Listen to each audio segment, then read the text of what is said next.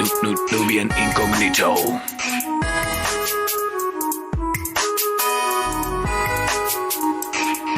Welcome to the Nubian Incognito podcast. Follow us on social media at Nubian Incognito. Use the hashtag Nubian Incognito if you have any responses or questions, or you just want to start a dialogue with other people. Share our playlist as well. Welcome to the Nubian Incognito family. So this podcast was conceptualized like 3 years ago when I wanted to be in media. I wanted to have like a blog and a podcast, but I felt like I couldn't really say what I really wanted to say because of my background, my family, and things like that. So fast forward 2 years after that, I started a radio show on campus where people would come on and speak about random things anonymously. It went pretty well. I also mixed different music from different countries. And then I have people like listen to music from the UK, music from Ghana, music from the Caribbean, Canadian music, all in one. So the whole brand is just an inclusive mesh of cultures. So we have you guys are both DJs from different countries. So the dynamic of this interview is you guys both giving your perspective of being a DJ in 2 different countries. You guys both also DJ during this carnival weekend. So, well, is it carnival weekend, bank holiday weekend? Bank holiday weekend. Bank holiday weekend here in London. I wanted you guys to kind of talk about that. And we're also going to talk about Afrobeats. So this podcast is anonymous, so you don't have to worry about mentioning names. I know we spoke about this earlier, but to you, when did you realize you wanted to be a DJ? I would say early years in high school. Okay. So did you just like music, or did you know someone that DJ? Like, what kind of brought you to actually start mixing music? I would say it was I was inspired by a family member who's also my godfather, and he's a DJ. Okay. So I just looked at his vision, I analyzed his vision, and it aligned with, what I wanted to do. So I wanted to really carry that along. Okay. Did you have any other career aspirations? I was about to be legit, I was about to work in a bank. Okay. So you wanted to be you were going to work in finance up until that moment. So you started DJing in high school. And then, like, after high school, like, how did you kind of get into the DJ life? All hustle.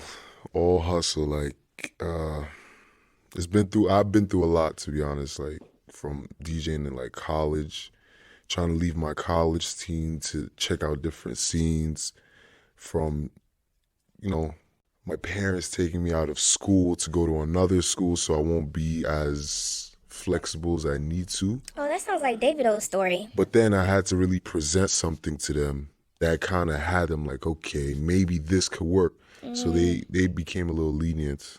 Okay, can you explain a little bit about that, about your parents and how that worked with being a DJ?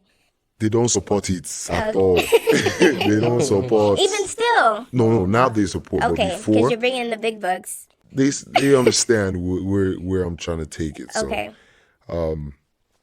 Like, honestly, it was just like, it's hard time. So did your parents find out, or did you just tell them? Like, was it a secret? At first, it was a secret, but then I got caught. Oh. And, I would buy speakers. I'll leave it somewhere, like, hidden. I'll use, like, my covers and cover it.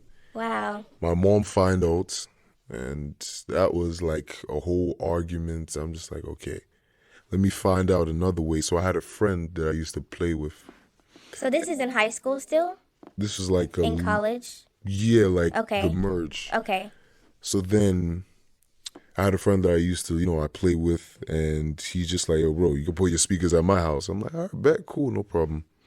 So time passed. I would just, like, go out a lot, and they would notice, like, why you keep going out? Why you keep...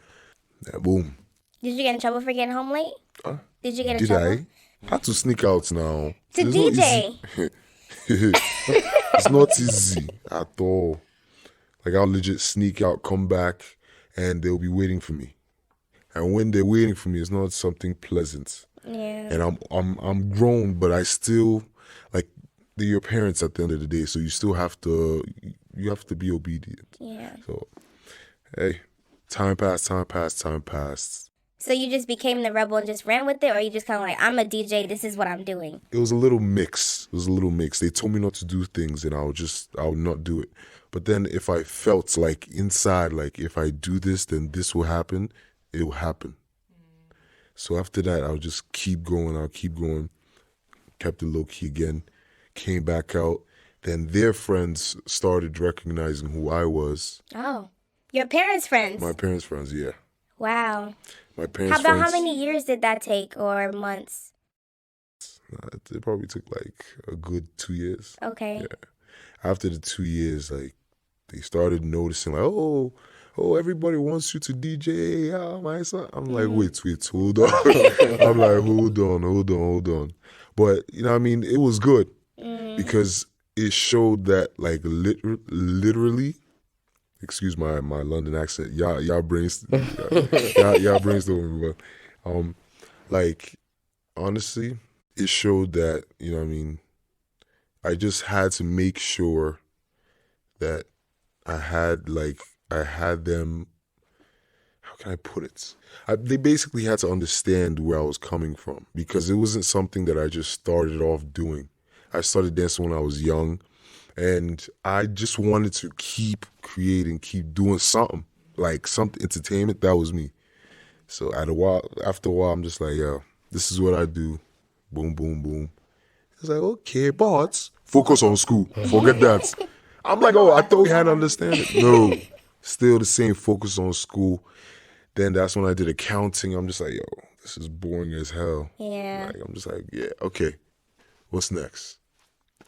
So when you did accounting, I remember you said they pulled you from a school so that you could be like, so explain that a little bit. So you were doing accounting and then you had to transfer? No, at first I was doing science. I was doing bio. Oh. So I wanted to do pre-med, but then I'm like, Hey. Step back. No. Because once you do that type of stuff, then your time, Yeah. no time. Like you study. I'm just like, yo, honestly, I need to do something that kind of helps me balance. And I was basically using accounting to help me with what I was doing. So, you know what I mean? Did accounting help you, like, or what you learned in accounting, has it helped you being a DJ now? Okay. Yeah. Did you have a similar experience with your parents when you kind of, I guess, I don't know how you told them you were a DJ. No, I didn't care. They didn't care? No, I didn't care. No, I was just doing it. And they, like you, they had like about me, and they're like, oh, because my dad used to DJ for his friends. Really? So yeah, so you both have people in your family. Were they main source of support besides your friends when you started DJing? You said you have a godfather that DJ. My godfather was the one telling me, don't touch it. I'm going to the bathroom, just watch, don't touch. Wow, so he was a DJ, he wasn't encouraging you to be a DJ. Like, it wasn't like he wasn't encouraging me. It was just like, he was trying to, like, basically keep me on the safe side. My parents didn't really want me to do it, so he was the one like, yo, you know what I mean? I want you to do it, but I don't want you to do it. So it was just like, it was a... Do you have, like, you said you just didn't care, so you just DJ and they just had to deal with it, basically. yeah. But that's a good, I mean, did you feel like you had support, though, from them? Because you've been a DJ 10 years. No, you know what? I'm just You know what? Yeah, I didn't care about their support either. So I just went and did it. I knew I was like, you know, I knew I was making money from it. And so financially in the beginning, you guys just put your own money together. yeah. Yeah. Yeah, it was hard. Yeah, like you can hear it from his voice, whatever you was doing. So what are some things that you had to, like, what are the DJ, like, essentials that you had to have when you started? Well, when I started off on virtual DJ, so it was just on my laptop, and I was just Okay. using that software, and I was just connecting to the mixer. But then later on, I bought my own controller, Okay, so it's like a, controller. so like my own decks. Okay, So what about It you? was basically the same thing, like controllers, like speakers. Wires are even expensive as well, and you have to have wires to connect to different speakers and different... It's a lot that goes into it. And this is something you just learn through trade or just experience, just keep going, and then you just learn more and more. And you own your own equipment as well? Okay, so when you guys, both of you guys have traveled to other places and DJed. So tell me a little bit about that experience. Like, how is it working with people in other countries, playing sets for people in other countries? Everything is it's all about the experience. So everything has been like a different type of experience, but at the same time, it's just like, whoa, this is something that I've really put work into and I really dreamed of, and I'm really doing it. So I don't know how to explain the feeling, but it's just a feeling that you get once you touch the mixes. All of that stuff is just yo. So now that you've DJed here in London, did you play UK music when you DJed, or did you kind of just stick to more Afrobeats, American? I mean, I kind of mixed it up, but posted on the block like a low life. That's better than what I can pull out. My accent is my UK accent is horrible. That was good. You did it. That's pretty. Go on, you did it. Go on. Nah, don't be nah, go on. I'm going to catch a train. No, do a song. You done a verse from a song. I'm so London. I'm so South. I don't know. I suck at this. I'm not good at accents. You win. I mean, that's like one of my top songs.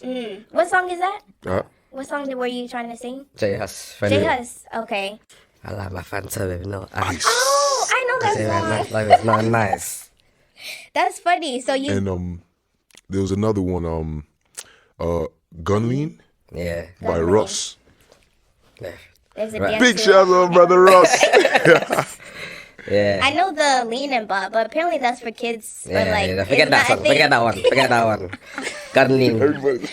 Gardening and Keisha, Becky. Okay, so when you go to other countries and DJs, do you try to adapt to that culture's music, or you just bring what, like, I'm from this country and I'm DJing, or is it I'm from this country and I'm DJing for you guys? So I want to, because I know with DJs you play by the crowd.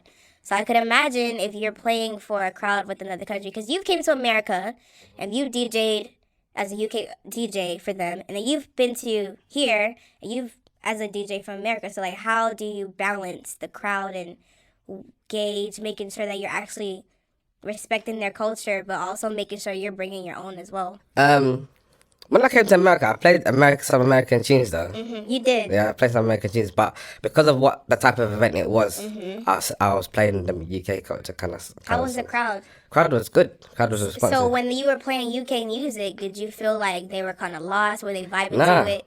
they were vibing to it. Okay. I was people coming up to me, you play so good, I want to know more of the UK songs. Like, obviously, last year, it was Ay Caramba, Hey. By the Good Body Papa, Let's Tango Baby. So, yeah, that tune was the one last year. And, yeah, when I dropped that, people were like, what's this tune? But they liked it. Okay. So, And then The reason why I ask that is because I've spoken to DJs and they're like I complain about how Afrobeats is played in America. I feel like some DJs just play like the generic songs, and like me, I'll go up to the DJ and be like, hey, excuse me, this is an African party, what's going on? And they'll be like, oh, well, as a DJ, you have to feel the crowd, and sometimes the crowd doesn't really vibe with the African songs that they don't know, so they want to play mainstream because they're trying to fit the crowd. But you did it fine, I'm assuming, but I mean, your crowd was college, so as far as you are concerned, like, how are you able to gauge the crowd when you're playing in another country? I honestly think it's all about like reading the crowd. Like, honestly, reading the crowd and really see, like, there's something I do. Like, it's just a vibe. Big shout out to my brother Chid. You know what I mean? There's a vibe that you get. And once you get that vibe, then it just takes you. Okay. Like me, I like to do something, it's called like a roll call. I want to see I want to see who my people are. Okay. The people that I'm entertaining, that I'm playing for. So I just start calling out countries, and then from there, I'm like, okay, this is a very diverse, like a very diverse crowd, and they represent. So let me play songs from everywhere. Okay. So I wouldn't really say like I bring the US there, but I want to understand the culture and just vibe with it. So do you like drop a song and you're like, okay, let me see how they rock into this, and then if they're not really rocking, you just kind of change course. Okay. Calculated risk. Is that kind of what you do? Yeah, I tease them. So like, say what a crowd. Say I'm just playing, and I'm playing. Say I'm playing to Greek people. Yeah, and I'm just playing. You played in like Santorini, right? Yeah. So I'm just playing like kind of commercial music. I'll tease them with a bit of a like, say, a hip hop tune, like a little verse. Boom. Okay. If there's a big reaction from that, I know I can go there. Okay. So I'm like, then This DJing thing is an art. Of course. It's an art. It really is. Because it's people, music, culture, then like the technical part you guys are talking about. So it's definitely something. I wonder if they teach it, like, if there's programs for people to learn how to be a DJ. yeah. Oh, they have them. Okay. Because I'm like, how do you learn all this on the go? Like, that sounds like a lot of stuff to learn. There's some people that they'll legit just learn on their own, and there's some people that take that, they take that step like, yo, let me go to school and, do this. But, you know what I mean? For majority of the DJs that I came across, most of them, they really just like, they really practice. Like, they put themselves in the work and then take it all from there. 100%. How can you describe the evolution of Afrobeats being a DJ? I know you've had years in the game. You also have some too. So like, explain how when you started to now, how Afrobeats has kind of gotten the platform. Being that One Africa Fest was just this weekend, Carnival, not even just Afrobeats, Caribbean music playing to the general public. Amazing. Right. Afrobeats has been serious growth. Like right now, it's just epic. I'm not gonna lie. I was DJing 10 years ago, and I think 10 years ago was, well, it wasn't. I think it was like the beginning of WizKid, kind of. So even the Afro. Was 10 No. years ago. Azonto wasn't. Yeah, it was. 2008, it wasn't. Azonto was 2012. It came out. 2011. It came a little later. Yeah. Okay. Yeah. But even the Afrobeats was before that. So before that, well, when I started DJing, yeah, Two Face, Okay. P Square, Banj. the Banj, Okay. the Styles Plus, those are the guys. Olufumi, like that used to go off when I started. Okay. And then, like, obviously you stick to them tunes, and then I think during that time that was with Nigerian songs, like the Banj, Stars Plus, all of them guys. And then I think with Ghanaian tunes it was like the hit plus tune like you make it to back, oh. So them songs, and then we transitioned. Then I think it was like when WizKid came with that first album, was it Superstars? Yeah. So that album was, listen, I still have That album cover is so funny to me. listen, that album, yeah. Listen, Yes. listen. That album, yeah. It just felt like, yo, because it was a different type of. It wasn't your typical Afrobeats album. Everyone used to do Magic System, But this one, there was some bangers on there. People till this day, you play No Lele, it's going off. Yeah. And that's on that album is actually 10 years old. Like, Wow. it came out 2009, I Okay. think. So, yeah, then after that, then you had I think there was an Azonto period, and then MI, there was that kind of like hip hop rap. Yeah, and then more Okay. hits. Okay. And then obviously Davido, Yeah. and then now you get to Now you have a whole yeah, Beyonce yes. album with the Lion King. Yeah, I mean, I know that's gonna That's- change you guys' that's- career for sure. I really see the next 10 years Afrobeats DJs being like the face Yeah, of man. this man, Afro Black empowerment movement, because it's legit music from Africa and the I Caribbean. mean, you're getting Afrobeats on concerts now. Yeah. Like we're it's Yeah. happening now. We're in Festivals. We're in festivals now. So Yeah. you have to put an artist, and you have to put an Afrobeats artist on your festival lineup now. Yep. Like with Burna Boy and Coachella. Yeah. Mad. What was your opinion on that? The whole African giant font situation.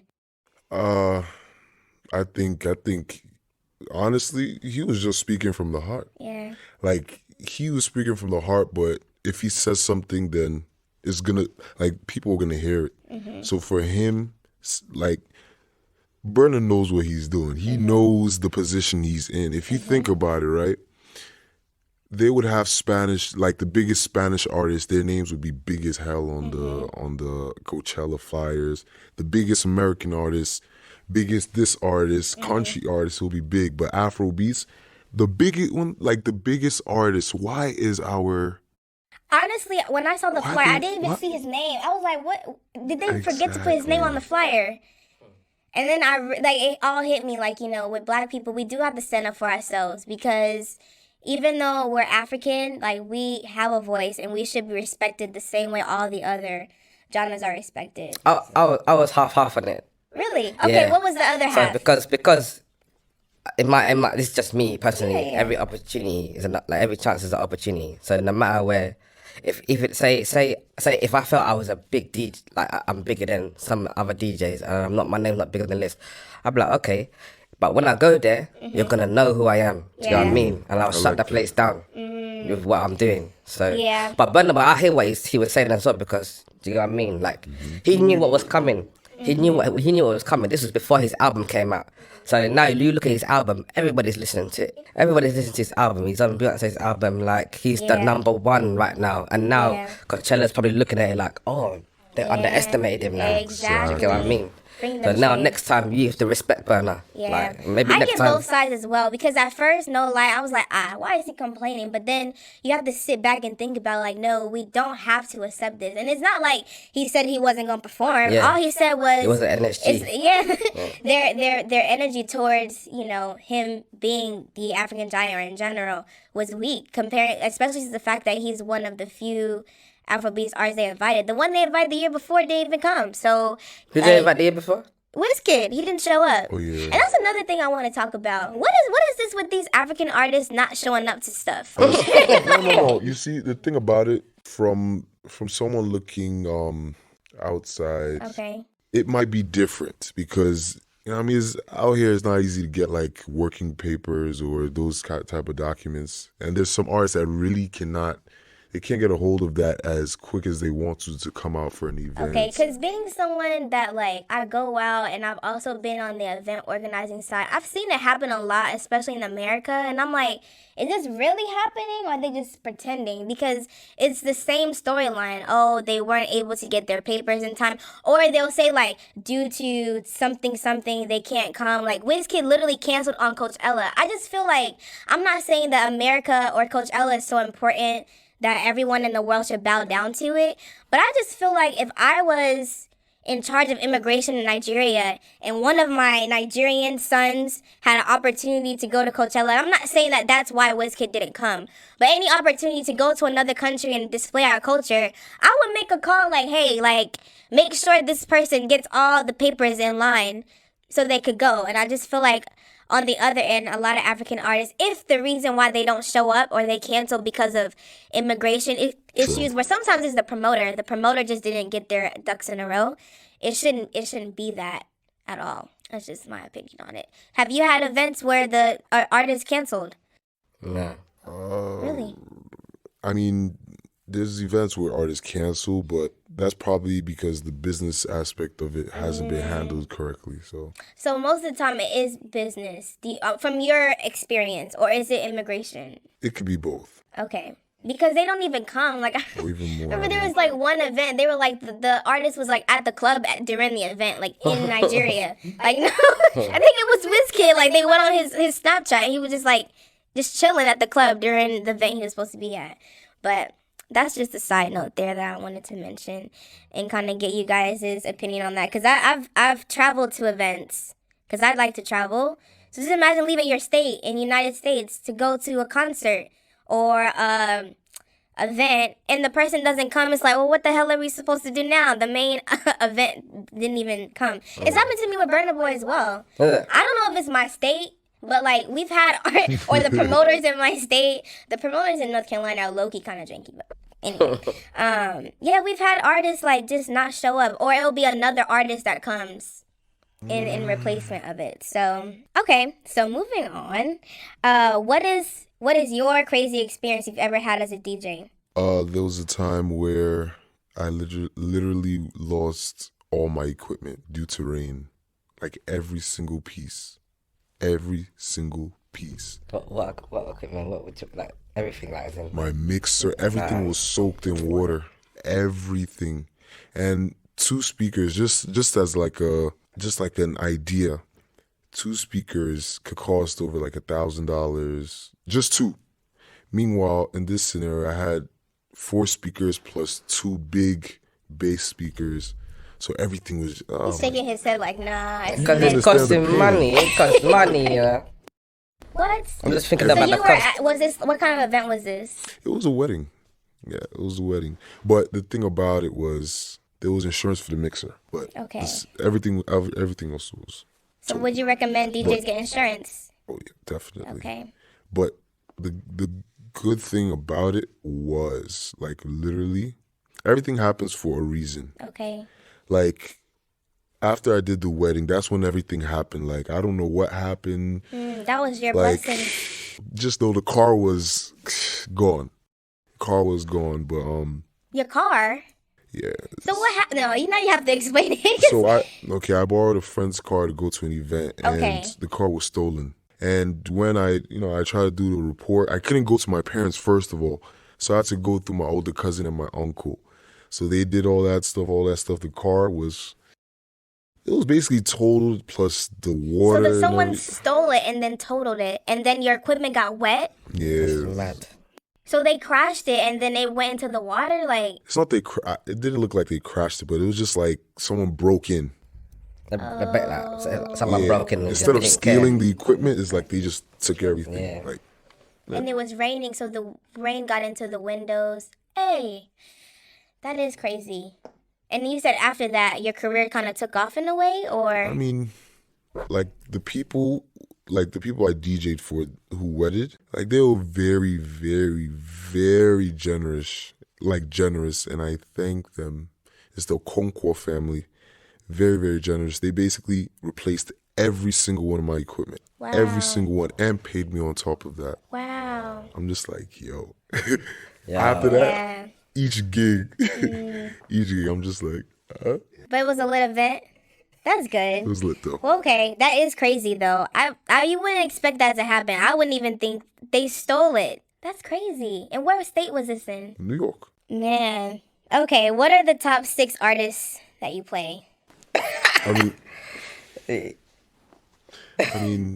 I would even lie to you.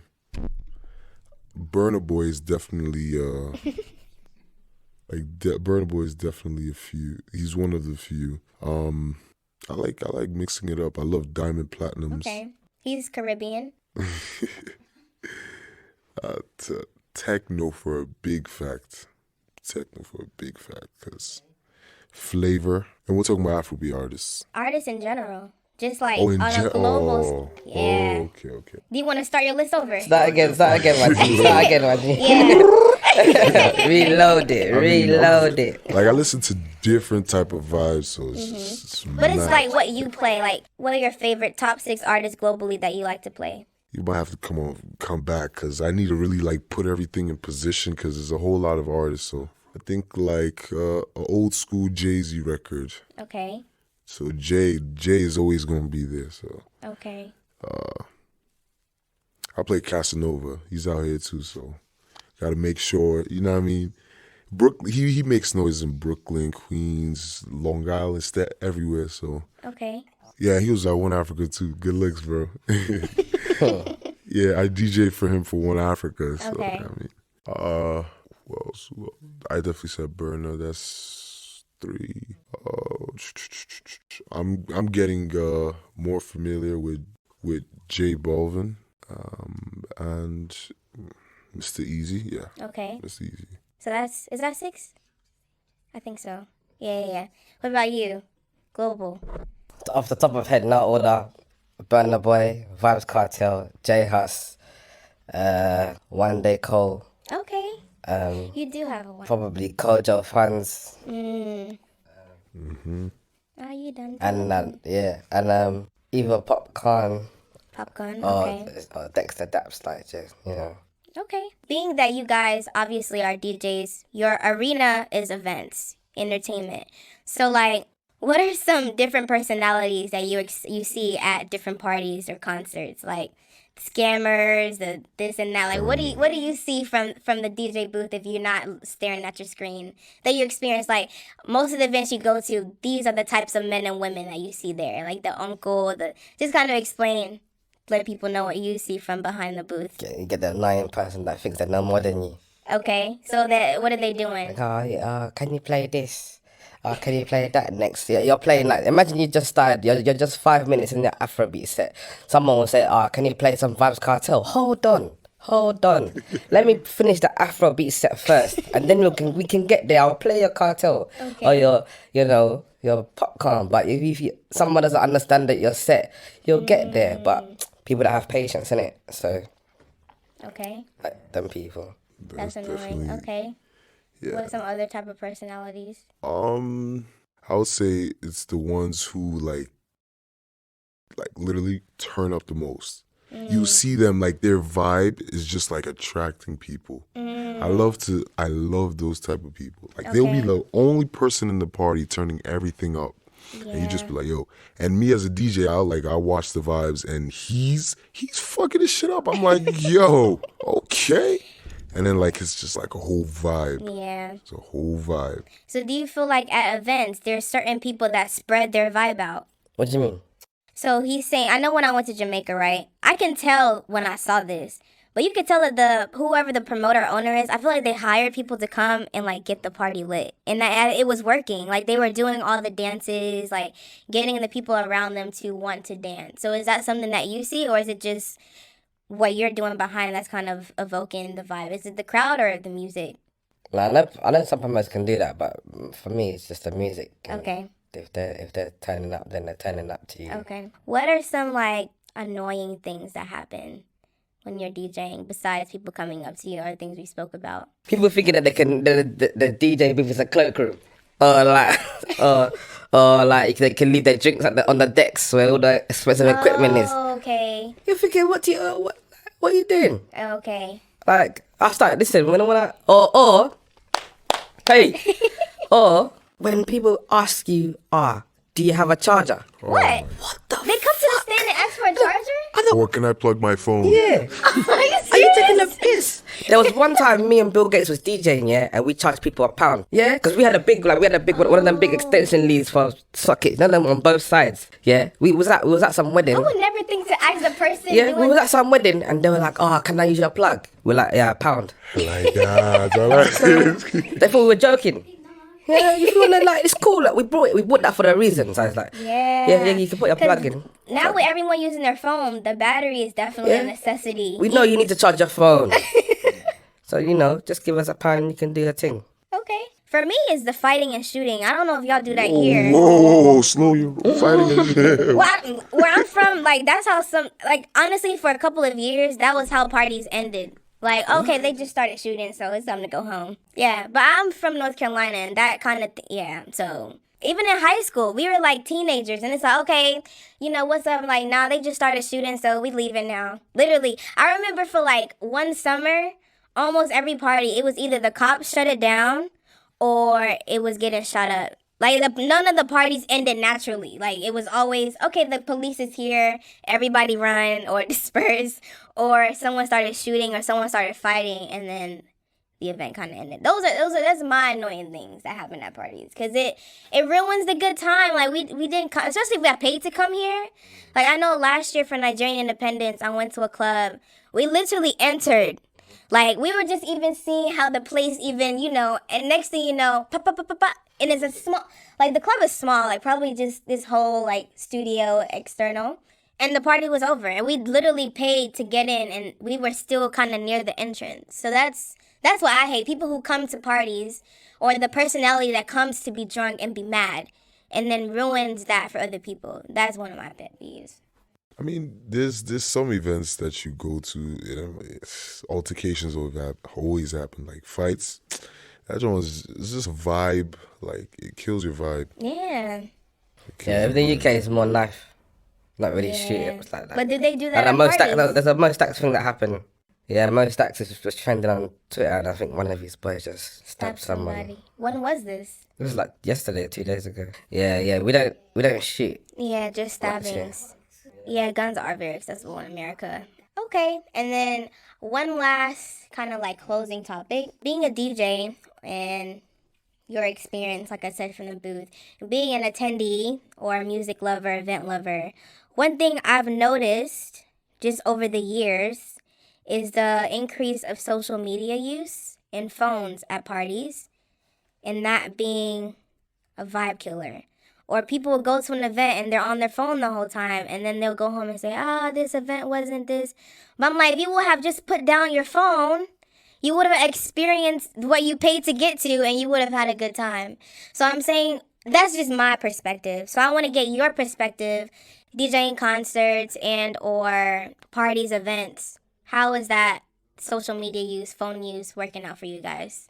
To be honest, it wasn't like that before, because before it was just straight hustle. So now, social media is making it easier for people to put on a certain image, and basically like you're positioned in a way where you could do more.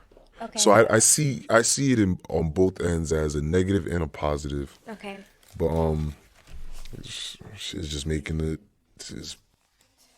Do you feel like it's messing it up in a way? Like, do you think people should start having no phone events? Hell, of course. What? I support that. No phones in an event, straight vibes. What about you? I'm a bit opposite. Okay.